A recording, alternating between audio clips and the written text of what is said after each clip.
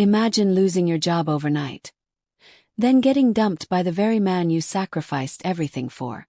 Would you fall apart, or rise from the ashes like a phoenix? This is the unforgettable story of Kelechi, a brilliant young banker who gave her heart and her savings to help her boyfriend Jide to become successful only to be forsaken and rejected. She paid his school fees, covered his rent, and stood by him through every struggle. But when Kelechi was falsely accused of fraud at her bank and suspended, Jide vanished. No support, no mercy. He blocked her, kicked her out, and called her a liability. Homeless and depressed, Kelechi started selling cakes by the roadside just to survive. But fate had other plans. Stay stunned to discover the full story. But if this is your first time here, don't forget to like this video, subscribe to our channel, and turn on notifications for more emotional, inspiring, and dramatic stories. They said love is patient, love is kind. But they never said love could be blind. Blind enough to drain your savings and silence your common sense. Kelechi, 29, was the type of woman every man prayed for. Focused, financially stable, and soft-hearted to a fault. She worked as a customer service executive at a prestigious bank in Lagos. On the outside, she wore elegance and confidence. But inside she was nursing a dream. Not just her own but Jide's. Jide, 31, jobless but ambitious, had been her boyfriend for 2 years. And oh, the things he said. Baby, once I get my master's degree, I'll take care of you like the queen you are. This is just our temporary struggle. One day, it'll all be worth it. Every night, he whispered hope into her ears, and every morning, she sent thousands into his account for school fees, rent, books. Even her family didn't know she was sponsoring a man. She hid it carefully, ashamed yet in love. Kelechi's friends noticed she was always broke, despite her good salary. Babe, are you doing charity work? Her best friend Ifeoma once teased. She laughed it off, never revealing that Jide's tuition alone had cost her over 2.5 million Nigerian nairas. And Jide, he never missed a beat.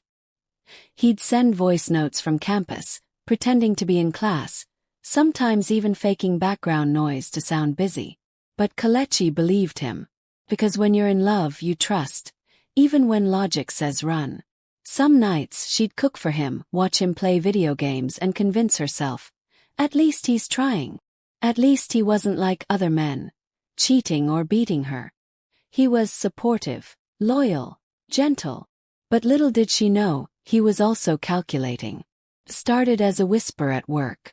Did you hear about the 18 million Nigerian nairas fraud in customer relations? Someone's been moving funds using dormant accounts.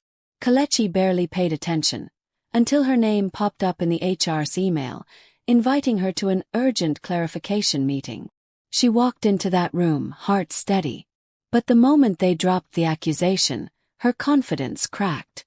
She was shocked, blindsided. I would never steal from this bank, she said, voice trembling. But the evidence said otherwise. Emails she never wrote, transactions she never made. Someone had framed her. Within 48 hours she was suspended, stripped of her badge, marched out like a criminal. Her phone buzzed non-stop. Her colleagues gossiped. Her manager refused to meet her eyes. And as she sat alone on her bed that night, a text came from Jide. Sorry babe, this is getting too messy. I need space. Kelechi didn't understand. He said he loved me. He said we were in this together. But love disappeared like airtime in a poor signal zone. The next morning she went to Jide's apartment, to talk, to explain, to cry. He didn't open the door. Instead he shouted from inside. Kelechi, I can't have you dragging me down. I've got my own life to build. Her heart shattered in slow motion. She pounded on the door, screamed, begged, but he never came out. 2 hours later she received a message. Blocked you everywhere. Please respect yourself. Kelechi stood outside that apartment with her bags, her dignity, and a silence so loud, it felt like thunder in her chest. Days turned to weeks. No call from HR. No friends. No Jide. Kelechi couldn't sleep. Her once vibrant eyes dulled into a lifeless stare. She stopped eating. She stopped bathing. Her rented apartment became a prison. One night she opened her wardrobe, found an old baking bowl, and just sat with it, remembering her late mother's words. When life burns you, bake something better. She didn't cry that night. Instead she whispered, "I'll start again somehow." And just like that, the first seed of survival was planted, in the quietest corner of her despair. Kelechi sat on the floor of her small apartment, back against the wall, staring at the old mixing bowl in her hands. It was dusty, forgotten. But her mother's words echoed in her mind like a song from a better time. You don't need the whole world to start. Sometimes flour and faith is enough. She hadn't baked since her mother died 5 years ago. But something inside her stirred. Not hope, not yet, but the refusal to stay broken. She dragged herself up, wiped her tears with the sleeve of her faded kaftan, and walked to the kitchen. No electricity, just a gas stove. She had half a bag of flour, 2 eggs, and a little sugar. Her hands trembled as she mixed the batter. Not because she was weak, but because for the first time in weeks, she was doing something that wasn't about G-Day or the bank. She made 10 tiny cupcakes, dry, uneven, and slightly burnt. Still she smiled. The next morning, Kelechi carried her cakes in a plastic tray and stood near a busy roadside junction. She wore a black scarf, head low, praying no one recognized her. People passed. Some looked. None stopped. Her former life felt like fiction now. No one knew she was once Madame Kelechi, the one who handled VIP clients in a glass office. The sun burned her skin. Her throat was dry. But she stood still. At 3 p.m., a young boy bought 1 cupcake, for 200 Nigerian nairas. His mother scolded him for wasting money, but he smiled and said, "It's nice, Mama." Kelechi turned away quickly, tears fighting to escape. That 200 Nigerian nairas felt like her first paycheck. By evening she had sold 4 cakes. Only 4. But to her it felt like victory. On the 3rd day, Kelechi brought a small stool and umbrella. Her legs ached from standing, and the Lagos sun was merciless. She started talking to customers. Softly at first, then with warmth. A pregnant woman asked, "Auntie, you bake these yourself?" Kelechi nodded. The woman bought 3 and came back the next day for more. Soon, people began to notice the cake lady with soft eyes. Her cupcakes were simple, but there was a certain flavor in them. Maybe pain, maybe perseverance. A little girl hugged her one day after buying a cake. "You're nice," she said. Kelechi hadn't heard those words in weeks. She laughed, for the first time since G-Day left. It was a small, awkward laugh. But it felt good. Felt a human. One Friday afternoon, as she rearranged her cakes, a clean-shaven man with a camera approached. "Hi, I'm Tiga. I run a YouTube food channel. Mind if I try one?" She blinked. "It's Nigerian Naira 200. He laughed. "Don't worry, I'll pay. Just curious." He took a bite, eyes widened. "Wait, this is actually good." He asked questions. She hesitated. But something told her to speak. She didn't tell him everything. Just that she used to work at a bank, lost her job, and was trying to start over. He listened, recorded a few shots of her cakes, and left with a smile. Kelechi didn't think much of it. To her, it was just another stranger. She didn't know the video would change her life. 2 days later, her old phone buzzed non-stop. First she thought it was spam. Then she saw the messages. "I saw your story on YouTube. You're inspiring. Do you deliver cakes in Surulere? We want to support your hustle. Do you have an account number?" Confused, she searched her name on YouTube. The video had 35,000 views in one day. Her face, her story, her cupcakes. Tiga had titled it, "From Banker to Baker, a Lagos Woman's Sweet Survival." She stared at the screen in disbelief. That night, she sat beside her window, hands pressed together. For the first time since the scandal, she prayed. Not for G-Day to come back, not for the bank to call her, but for strength to keep going. She didn't know it yet, but this was the beginning of her second life. By the next morning, Kelechi's phone had become a battlefield of notifications. WhatsApp, Instagram, text messages. All buzzing at once. Orders were flying in. 10 cupcakes here. 2 dozen there. Some customers even sent money before asking for price. She scribbled notes on old receipts, trying to keep track. Her kitchen became a baking furnace. No fancy equipment, just her, a plastic spatula, and the will to rise. At one point her gas ran out. She borrowed a neighbor's stove with shaking hands and a shy smile.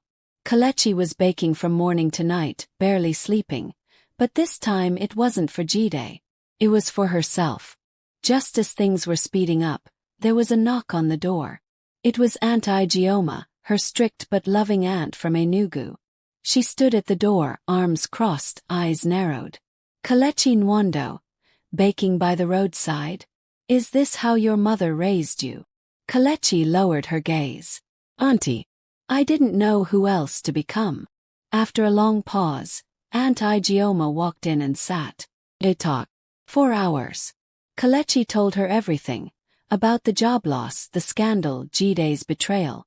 The older woman didn't interrupt. She just listened.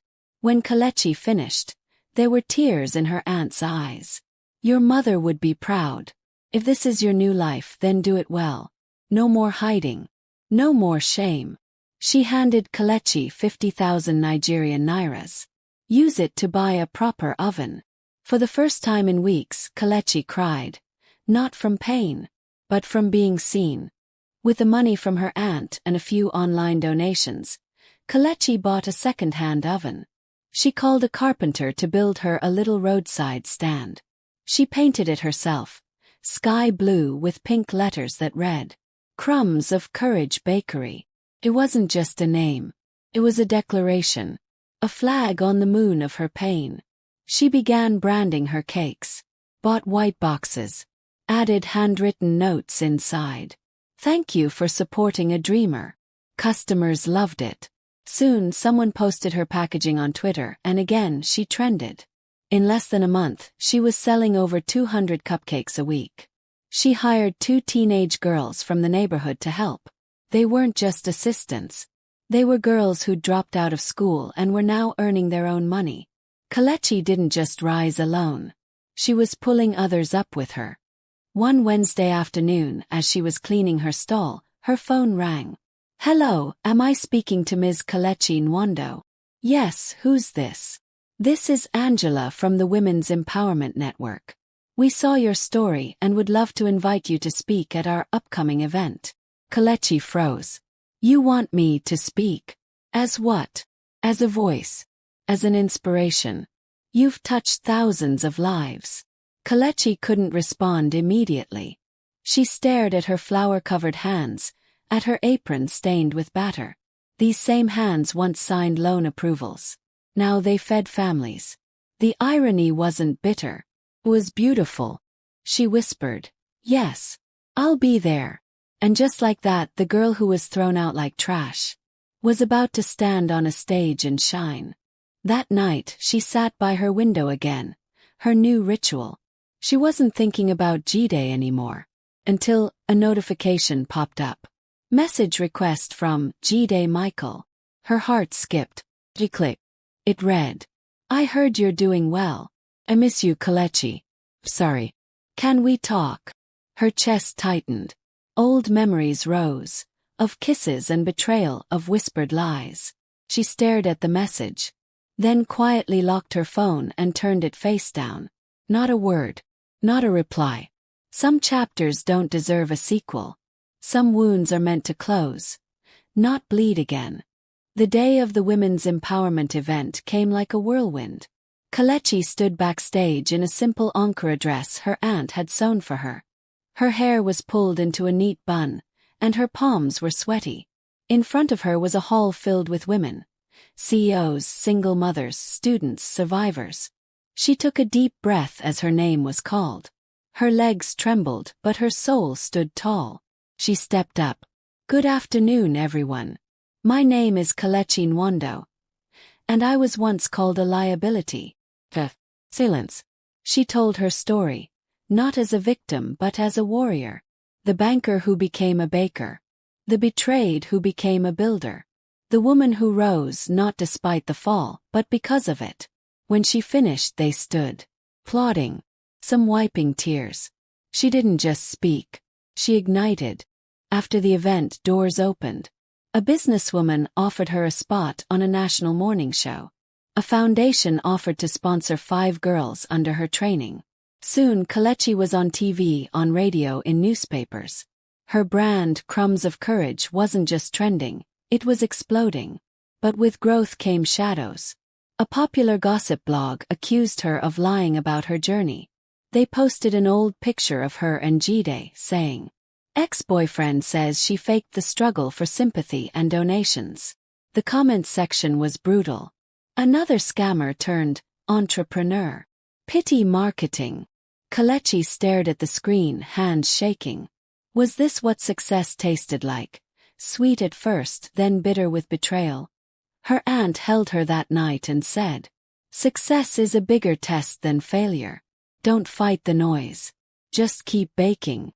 The next week, as she returned from delivering a birthday cake, she saw him, Jide, standing by her roadside stand. Shirt faded. Hollow. "Hi, Kelechi." She almost walked past him. But something made her stop. "I saw your story. You're really doing well." She folded her arms. "What do you want, Jide?" He looked down, voice cracking. "I lost my job after NYC. Things haven't been easy. I just thought maybe you could help." Kelechi's chest tightened, not from love, but from rage wrapped in restraint. "You thought I'd help? After you kicked me out like a burden?" He stuttered. "I wasn't thinking straight. You were. You were thinking selfish. And now you want crumbs from the plate you said I'd never own." The crowd stared. Few whispered. Kelechi took a deep breath. She reached into her pocket and gave him 2,000 Nigerian nairas. "Buy yourself a meal, Jide. And let this be the last time you beg from a woman you once broke." Then she turned. And never looked back. The following month, Kelechi opened her first physical bakery. A cozy space with sky-blue walls and a glass display. 10 women now worked under her. Some had never baked before. Others had once begged on the streets. But under her guidance, they bloomed. Each morning, she gathered them and said, "Flour is soft, fire is hot, but together they make bread. Just like us." She trained them not just in baking but in self-worth. A journalist who visited the shop described it as a sanctuary of second chances. Kelechi smiled. Not out of pride but gratitude. She had lost everything and found herself. Just when she thought her past had fully closed, a courier arrived at her shop. An envelope. From her former bank. She opened it, heart pounding. "Dear Miss Nwondo, following new findings in the internal investigation, we hereby clear you of any wrongdoing related to the 2022 fraud case. We regret the inconvenience caused." Her knees buckled. She stared at the paper, cleared. Officially. Finally. Tears flowed. Not of pain, but justice. Kelechi walked to the oven and placed the letter beside her first whisk. Both were symbols. One of false accusation. The other of fierce resurrection. One rainy Friday afternoon, Kelechi sat in her new office above the bakery. She was sipping zobo and sketching a recipe for coconut cupcakes when her assistant, Ngozi, knocked on the door. "A package just arrived for you. Hand-delivered." Kelechi raised a brow. No one ever sent her things directly. Inside the package was a white and gold envelope. The Bold Women's Awards. "You've been nominated for Entrepreneur of the Year." She dropped the card like it had burned her fingers. Was this real? She turned the card over. There it was, her name, printed in elegant gold ink. Kelechi covered her mouth. The same girl who once cried alone on a rented mattress. Now sitting among the boldest women in Nigeria. Her past whispered, "You're not worthy."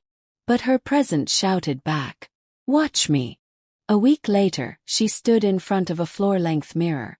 Her tailor had made a stunning Osso oak dress in lavender and silver. Her hair was styled in tight waves. her makeup subtle but striking. Ngozi gasped. Auntie Kelechi, you look like royalty. Kelechi smiled, but it didn't reach her eyes.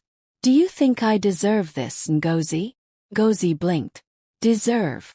Auntie, you fed us when you had nothing. You gave dignity to women people forgot.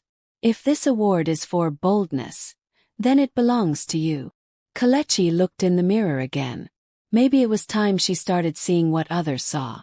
Not just a girl with scars, but a woman with fire. The award night was dazzling. Red carpets, flashing cameras, sparkling gowns. Kelechi walked in like she belonged, shoulders back, eyes forward. Her name was called last, with a long dramatic pause. And the bold entrepreneur of the year goes to Kelechi Nwondo, founder of Crumbs of Courage. Applause thundered through the room. As she took the mic, her heart pounded. I was once called a liability. I was thrown out, accused falsely, left to scrape survival from flour and water. But I learned something. When people throw you away, make sure you grow so much they can't recognize the version they abandoned. The crowd stood. Some clapped, others cried. But someone in the back stood frozen. It was Jide. Hidden among the catering staff, holding a tray of drinks. Their eyes met. He dropped his gaze. This time she didn't feel pain. She felt peace. 2 days later, she received a message from the most unlikely person, Edaora, her ex-colleague from the bank. The one who had once gloated when Kelechi got suspended. Now she was unemployed. The bank had retrenched her after a policy overhaul. The message read, I know I never treated you right. But I saw your speech. Sorry. And if you ever need another baker or cleaner, I'm open. Kelechi stared at the message for a long time. Old Kelechi would have ignored her. But she had grown. She replied, Come tomorrow. Let's talk. The next morning Edaora arrived. Not with pride but humility. She wore plain slippers. Her nails chipped. Her confidence gone. Kelechi welcomed her, handed her an apron and said, Start with washing pans. But here we don't just bake. We rebuild. Edaora's eyes welled up. That was the difference between revenge and redemption. One evening, Kelechi sat outside the bakery, watching young girls walk past in school uniforms. She remembered the promises she once whispered to herself in the dark. If I ever make it, I'll lift others too. Now she could. She called Ngozi. Let's start a weekend class. Free baking lessons for girls from low-income homes. Ngozi clapped in excitement. Auntie, that's brilliant. Weeks later, Flower to Future, a community baking school, was born. Little girls came with hope in their hearts and flour on their aprons. They laughed, failed, learned, and grew. Just like Kelechi once did. And every time Kelechi saw one of them proudly hold up a cupcake, she whispered, You're not just baking. You're building a future. It was a quiet Sunday morning. The bakery had just opened, and the air was sweet with the scent of cinnamon rolls and banana bread. Kelechi, wearing a pastel apron dusted with flour, sat on the counter, sipping ginger tea and scrolling through her emails. Her phone buzzed. Message. From Jide. For a moment she froze. She hadn't heard that name in years. Not since the award night, when their eyes briefly met under the shimmering lights. She opened it slowly, like peeling back a wound she wasn't sure had fully healed. Kelechi, I know I don't deserve your attention, but please just hear me out. Things haven't gone well for me. I lost my job. Life has humbled me. I now see what I did to you. If you could just talk to me, maybe help me find my feet again. Her hands trembled. Not with sadness, but disbelief. Help him. Now. Kelechi didn't respond immediately. She placed the phone down and walked to the window. The streets were quiet. But inside her, noise raged. She remembered how he had thrown her out, called her a liability, blocked her everywhere as if she never existed. She remembered begging him, crying in the rain, hugging herself as she slept in a friend's parlor for weeks. And now that he was at the bottom, he remembered her. Tears welled in her eyes, not because she was still in pain, but because she was finally above it. She picked up her phone again and read the message one more time. Then, quietly, she locked her screen. She didn't reply. The next day, Kelechi was invited to speak at a women's leadership forum in Abuja. Her topic: Healing Beyond Betrayal. On stage, wearing a mustard yellow suit and her signature braided updo, she spoke with calm strength. I once loved a man who saw my downfall as a burden. I was discarded like waste. But I chose not to rot. I chose to rise. The audience sat still, hanging on her words. A lot of us carry the weight of people who once broke us. But healing is not about waiting for apologies. It's about living so full that the hurt no longer fits in your new life. Applause erupted. But Kelechi's eyes weren't on the crowd.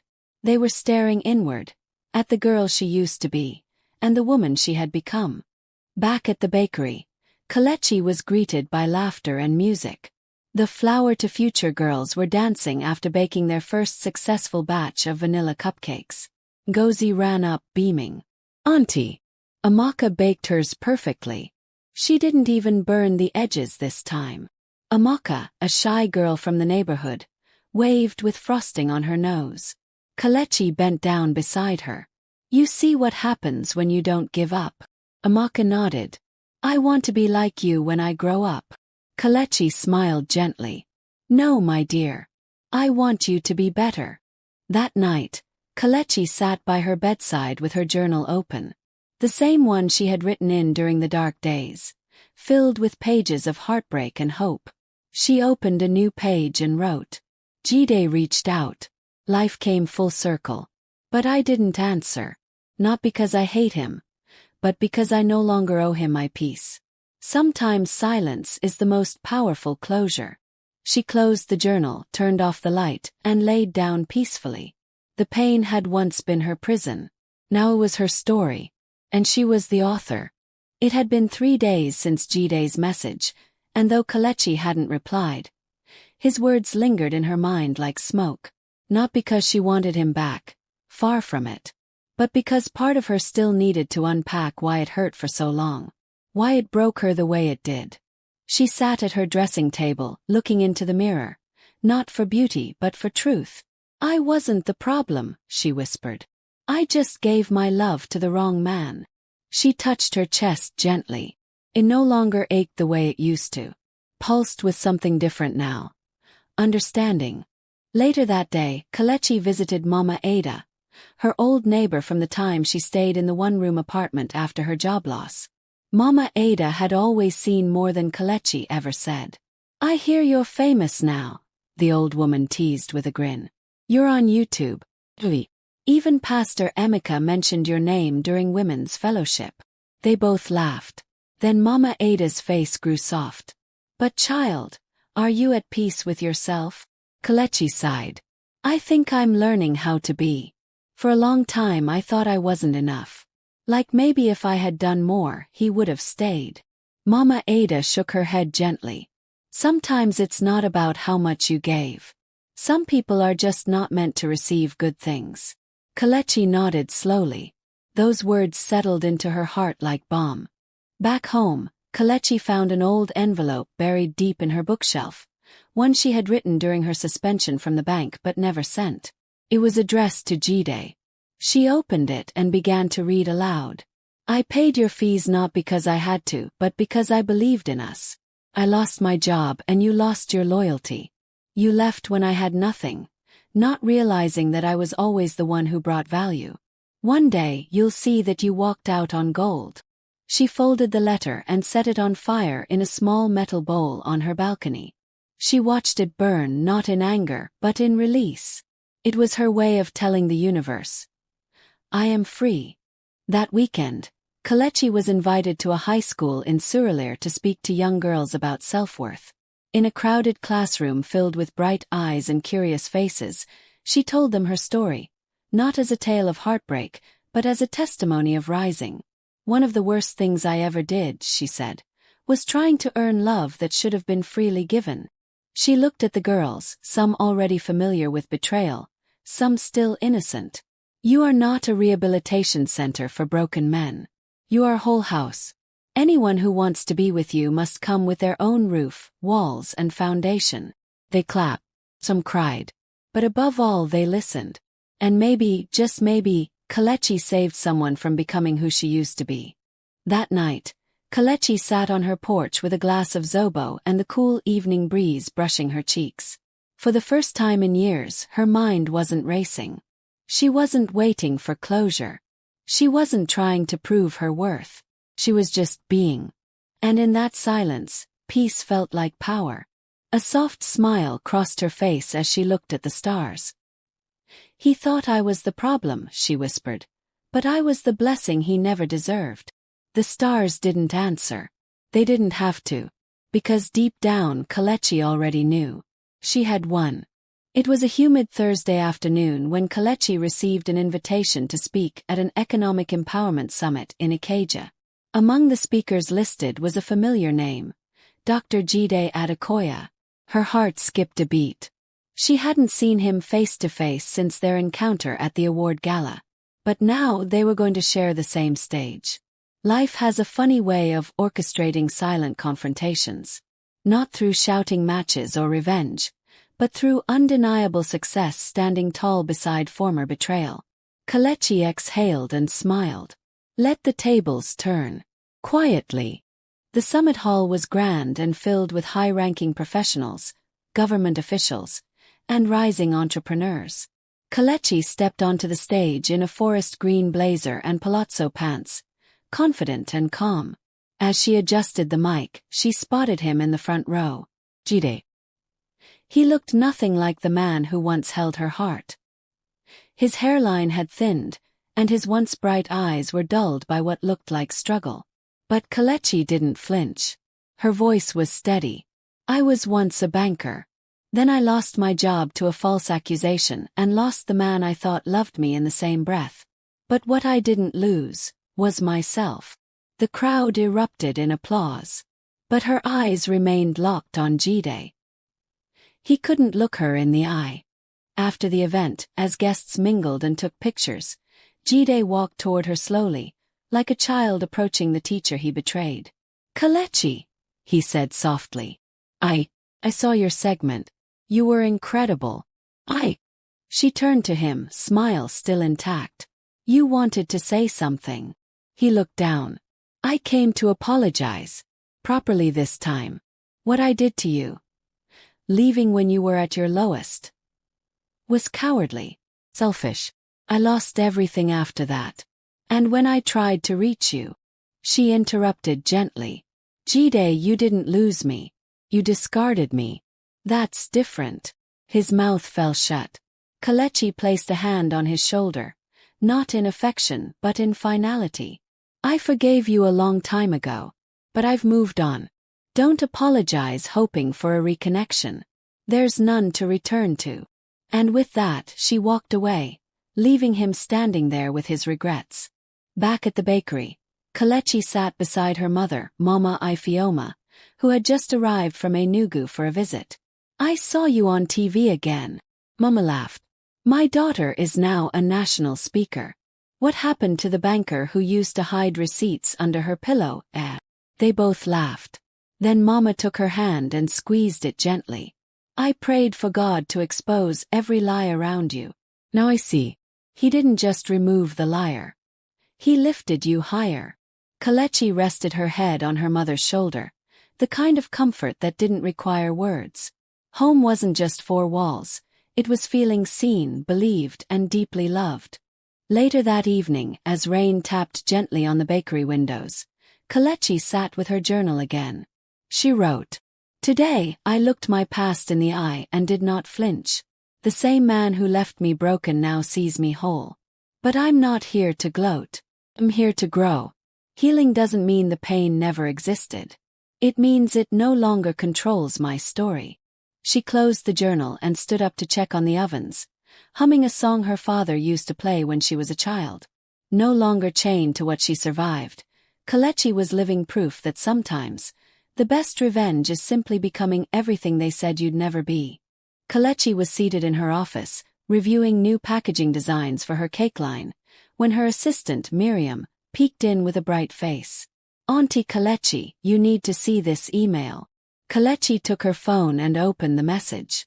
Subject: Official invitation to speak at United Women's Economic Forum, Johannesburg, South Africa. Her breath caught in her throat. The event was international. Global leaders, female pioneers, changemakers. And she, a former banker turned baker, was being invited as a keynote speaker. Tears welled up in her eyes. She remembered crying into her pillow just 2 years ago, wondering if her life was over. Now the world wanted to hear her voice. On the plane to Johannesburg, Kelechi looked out the window as clouds drifted by like soft memories. She remembered the cold floors she once slept on, the humiliation of being escorted out of the bank, the silent cries in Jide's bathroom when he told her to leave. All those memories used to sting. But now they felt distant, like a movie she once acted in, but no longer starred in. As the pilot announced their descent, she whispered to herself, "You are no longer the girl they left. You are the woman who rose." At the Women's Forum, Kelechi stood before thousands, many of whom had never heard of her, but within minutes, leaned in as if she was telling their own story. "I was once betrayed by the man I trusted most, and by the job I thought would secure my future. But I didn't allow what broke me to define me. I turned my pain into purpose." Women in the audience cried. Some stood and clapped. Others recorded her with admiration in their eyes. She ended with, "Even if all you have is your tears, let them water the seed of your comeback.